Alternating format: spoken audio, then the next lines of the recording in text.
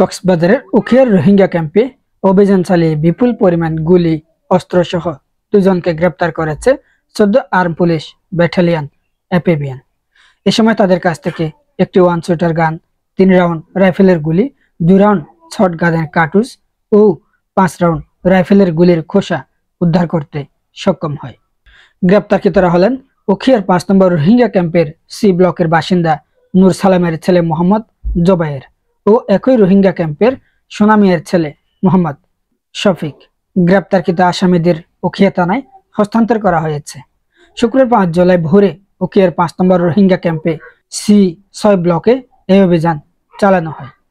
14 আর police ব্যাটালিয়নের সহ অধিনায়ক police super Arefin Jewel স্বাক্ষরিত এক প্রেস বিজ্ঞপ্তিতে এ তথ্য জানানো হয়।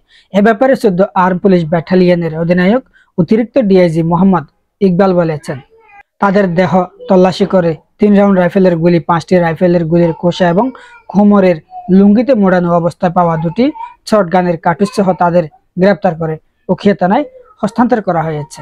এ ব্যাপারে উখিয়া থানার ভারপ্রাপ্ত কর্মকর্তা ওসি শামীম হোসেন বলেছেন, গ্রেপ্তারকৃত আসামিদের বিরুদ্ধে মামলা রুজু করা হয়েছে।